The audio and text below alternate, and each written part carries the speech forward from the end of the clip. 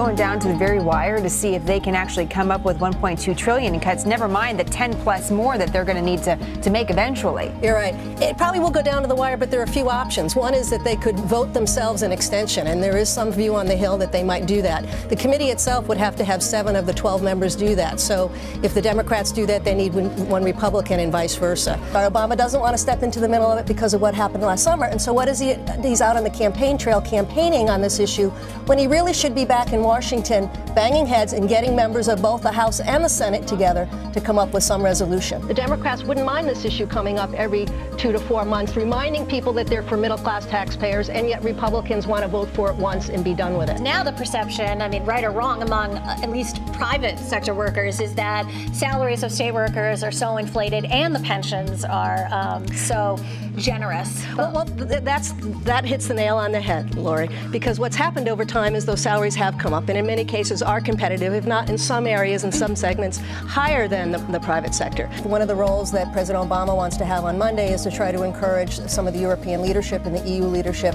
to try to perhaps buy up some of this high-risk debt that is dragging down the banks all over Europe and certainly in Germany and France and in Italy. The problem in Washington is that the scenario isn't going to change. The atmosphere is the same. There's an old saying, Washington, D.C. is 67 square miles surrounded by reality. and that is true today. I'm sure the American public believes that. They want to throw everybody out. How did, for example, Bill Clinton handle things? Well, Bill Clinton would regularly pick up the phone and call the Hill, and he would roll up his sleeves. In fact, when Bill Clinton was president, some of the staff in the White House used to chide him for being too much of a policy wonk and getting into too many of the details of some of the legislation on the Hill. If the committee doesn't reach a conclusion, then the options are the credit rating of the country could go down, the markets could take a dive. Already there's an international economic crisis. People are out of work to the tune of 9%. We had Simpson Bowles. That didn't go anywhere. Then we had the Super Committee. That didn't go anywhere. It would seem like maybe the president would want to say, okay, let's do it my way, or, you know, let's all get together in a room and come up with something that works. You know, you're absolutely right. The role of the president as the chief executive is to try to provide leadership, to get everybody around the table, and then to fight for what seems to be the best plan to come through. Obama's approach has been much more cerebral. It's been much more hands-off. He's been much more aloof.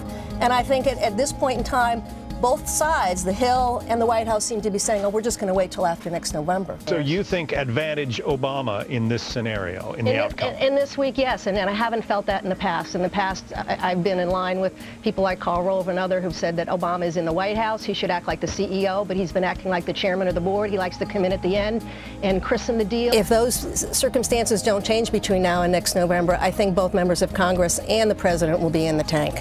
The Democrats are feeling their oats now because of what happened in the last week, and they would much prefer to fight this battle every 2 to 4 months and gain, I must say, political points back home. Casey, I would take every single one of my ads off the air, including the positive ones, and I would tape one ad where he talked directly to the vote. The service is counting on renewed consumer confidence to get through, but they'll need more than just an increase in holiday mail to weather their increasing financial losses. Excitement continues to build. The question will be, when the evening's over, whether Mondale will pull out of it. And here are some of the top stories we're following for you on News 4 tonight.